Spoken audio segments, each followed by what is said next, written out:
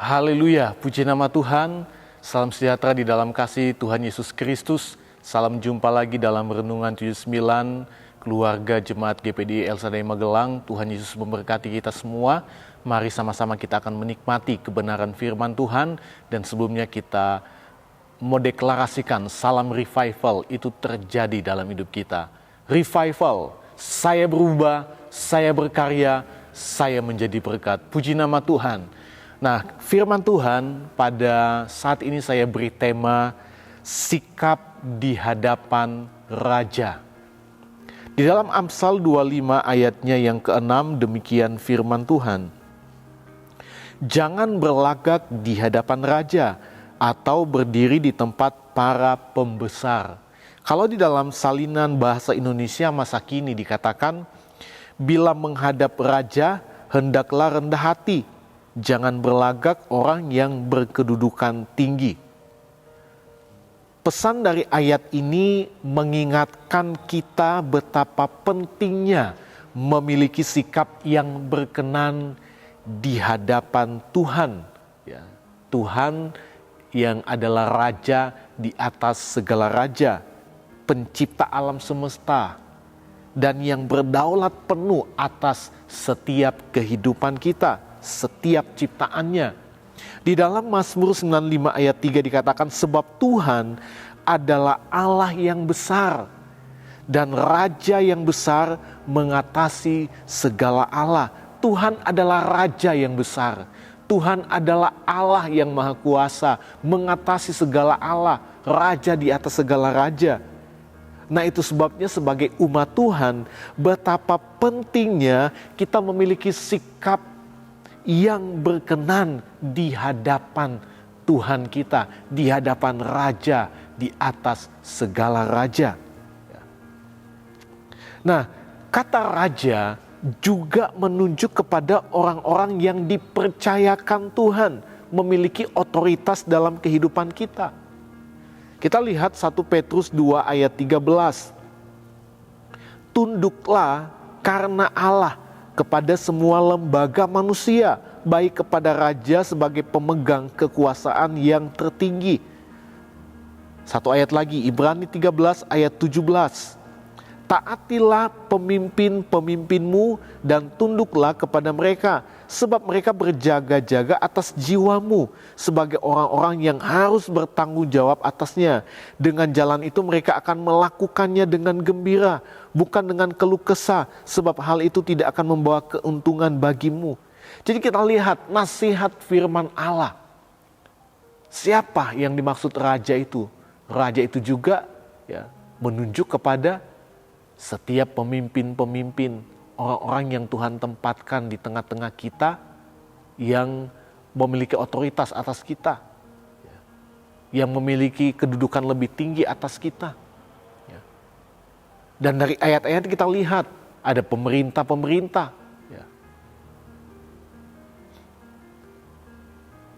Dan firman Allah menasihati kita untuk tunduk, kita untuk menghormati.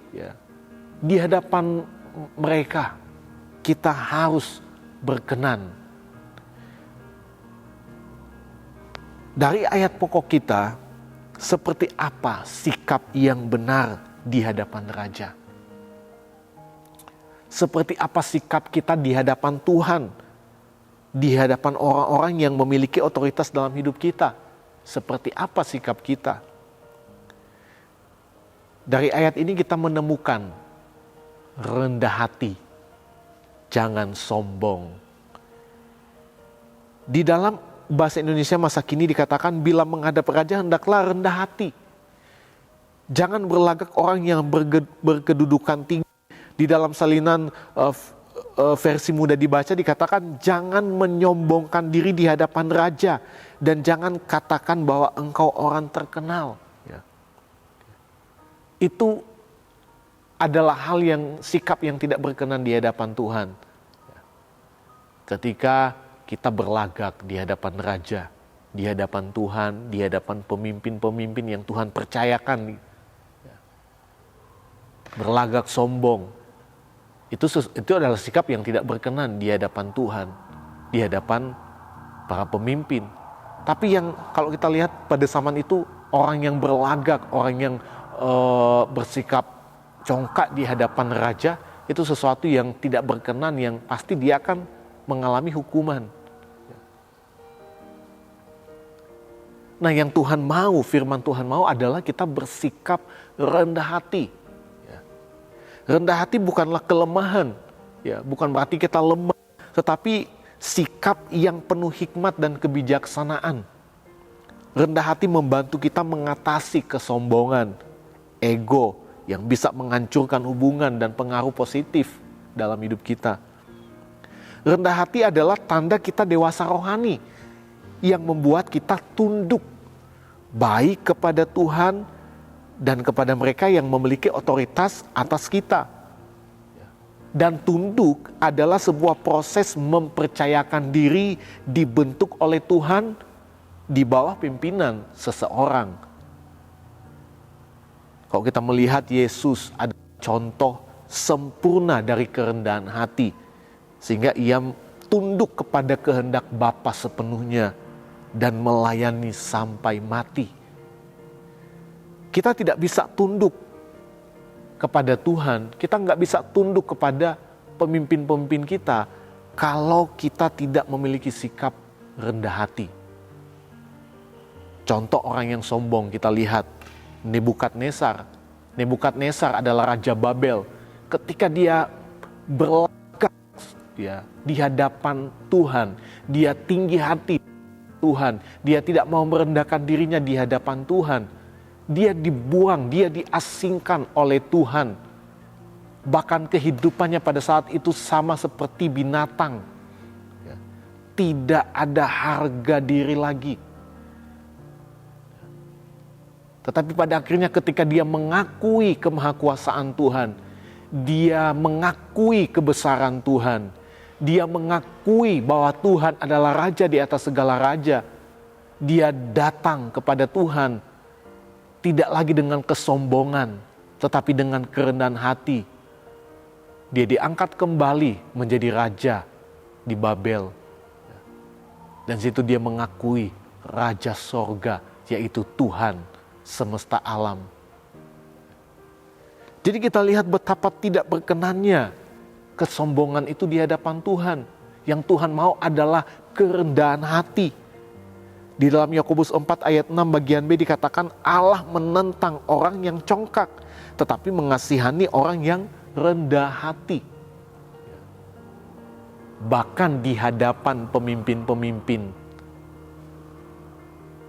kita pun harus rendah hati. Bapak Ibu, dimanapun kita berada pasti ada orang-orang yang Tuhan tempatkan sebagai otoritas di atas kita. Dalam keluarga ada orang tua. Di sekolah ada guru. Di tempat kerja ada bos. Sebagai pemilik perusahaan. Di masyarakat ada perangkat desa. Dalam pemerintahan terkecil hingga pusat ada pemegang otoritas. Bahkan dalam gereja ada para pemimpin rohani, dari gembala sidang sampai kepada pemimpin-pemimpin yang dipercayakan memiliki otoritas baik di komisi-komisi. Kalau di gereja kita ada grow. Dimanapun kita berada, ada orang-orang yang Tuhan tempatkan sebagai otoritas di atas kita. Bukan hanya di hadapan Tuhan kita harus rendah hati, tetapi di hadapan mereka pun kita harus rendah hati. Firman Allah katakan pemerintah adalah wakil Allah. Orang-orang yang sudah Tuhan tempatkan sebagai otoritas di atas kita adalah orang-orang yang Tuhan percayakan supaya kita dibimbing lewat mereka. Itu sebabnya harus ada yang namanya kerendahan hati. Karena hanya dengan kerendahan hati kita bisa tunduk. Seperti apa sikap kita di hadapan pemilik otoritas? Rendah hati, jangan sombong. Rendah hati adalah manifestasi dari kebijaksanaan dan penghargaan.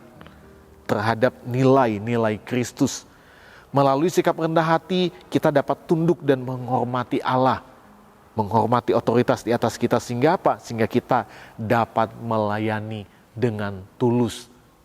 Dan saya percaya kita menjadi orang-orang yang diberkati oleh Tuhan, karena memiliki sikap yang berkenan di hadapan Tuhan, sikap yang rendah hati di hadapan Tuhan, dan di hadapan otoritas di atas kita. Puji nama Tuhan. Tuhan Yesus memberkati kita semua.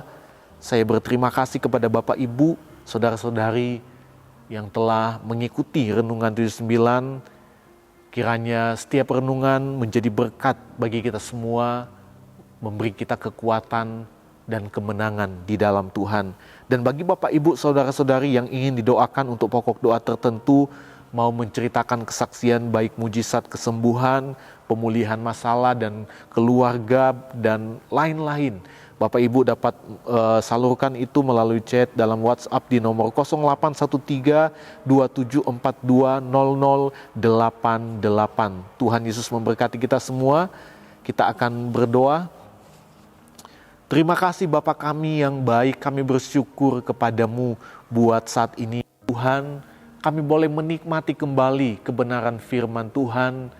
Kami percaya firman-Mu adalah kekuatan yang memberi kami kemenangan. Firman-Mu yang menasihati kami. Seperti apa sikap hati kami di hadapan Tuhan. Seperti apa sikap hati kami di hadapan pemimpin-pemimpin kami. Orang-orang yang Tuhan tempatkan sebagai otoritas di atas kami. Dan kami percaya sikap yang berkenan di hadapan-Mu adalah kerendahan hati, tidak sombong. Itu sebabnya Tuhan, biarlah kami boleh menjadi umat-umat Tuhan yang terus hidup dalam kerendahan hati. Kami boleh menghormati, tunduk kepada Tuhan, kepada firman-Mu, dan kepada mereka yang Engkau percayakan sebagai otoritas atas kami. Terima kasih Bapa yang baik, terima kasih Tuhan. Kami percaya Engkau Allah yang mengerti setiap hati kami, setiap kehidupan kami, setiap kebutuhan jemaat-jemaat-Mu. Hamba berdoa biarlah berkat Tuhan selalu menjadi bagian dalam hidup mereka.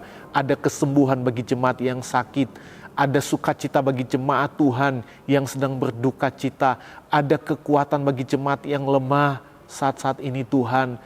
Kami percaya kuasa-Mu menyertai setiap kehidupan mereka, jawaban dalam setiap pergumulan, di dalam nama Tuhan Yesus Kristus. Terima kasih Tuhan, berkati seluruh jemaat Tuhan GPD El Shaddai Magelang. Ya Tuhan, Engkau telah melepaskan keluarga jemaat GPD El Shaddai Magelang dari kuasa kegelapan dan memindahkan ke dalam kerajaan anak-Mu yang kekasih. Di dalam Dia kami memiliki penebusan, yaitu pengampunan dosa. Di dalam nama Tuhan Yesus Kristus kami berdoa. Haleluya. Amin.